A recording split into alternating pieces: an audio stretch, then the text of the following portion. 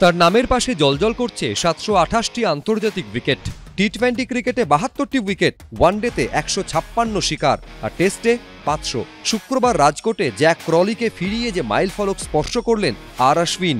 অনিল কুম্বলের পর ভারতের দ্বিতীয় ক্রিকেটার হিসেবে 500 উইকেটের ক্লাবে নাম লেখালেন তামিলনাড়ুর অফ স্পিনার। অথচ শৈশবের কোচ হস্তক্ষেপ না করলে অফ স্পিনার নয়, অশ্বিন হয়তো হতেন ওপেনিং ব্যাটার বা মিডিয়াম পেসার।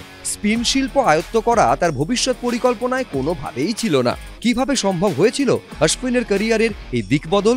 তার শৈশবের কোচ বিজয় কুমার জানিয়েছিলেন, অশ্বিন তখন ক্লাস 11-এর ছাত্র। পদ্ম শেষাদ্রি বালাভবন স্কুল বদলে সেন্ট বেডার্স অ্যাংলো ইন্ডিয়ান হাই স্কুলে ভর্তি হন তিনি। একদিন স্কুলের নেটে প্র্যাকটিস করার সময় মিডিয়াম পেস বল করতে করতে ক্লান্তি অনুভব করেন অশ্বিন। কোচের কাছে অনুমতি চান, তিনি কি অফ স্পিন বোলিং করতে পারেন। রাজি হন বিজয় কুমার, আর প্রথম দিনই নেটে অফ স্পিন করে চমকে দেন অশ্বিন। তার নিয়ন্ত্রণ, বল ঘোরানোর দক্ষতা নজর কেড়ে নেয় কোচের। তিনি বুঝে যান এ ছেলে তৈরি হয়েছে স্পিনার হওয়ার জন্যই। অশ্বিন অবশ্য পরের দিনই নেটে মিডিয়াম পেস বোলিং শুরু করেন। বাধা দেন বিজয় কুমার, তাকে বলেন স্পিন বোলিংই করে যাও। স্যারের কথায় অশ্বিন খুশি হননি, কিন্তু কোচও নাছোড় বান্দা, সেদিন নেটে বলই করতে দিলেন না ছাত্রকে। তারপর অশ্বিনের বাবার সঙ্গে কথা বলেন বিজয় কুমার, তাকে আশ্বস্ত করেন অফ স্পিন করলে এই ছেলে অনেক দূর যাবে। চেন্নাইয়ের মেরিনা বিচ লাগোয়া স্কুলের নেটে নতুন শিল্পকে আরও ঘষা মাজা করতে শুরু করে দেন অশ্বিন কোচের তত্ত্বাবধানে।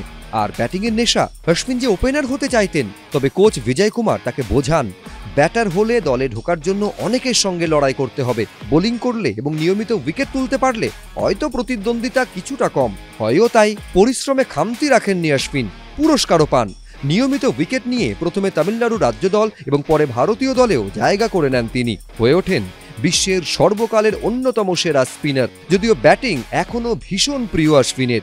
রাজকোটে ইংল্যান্ডের বিরুদ্ধেও প্রথম ইনিংসে 9 নম্বরে ব্যাট করতে নেমে লড়াকু 37 করেছেন।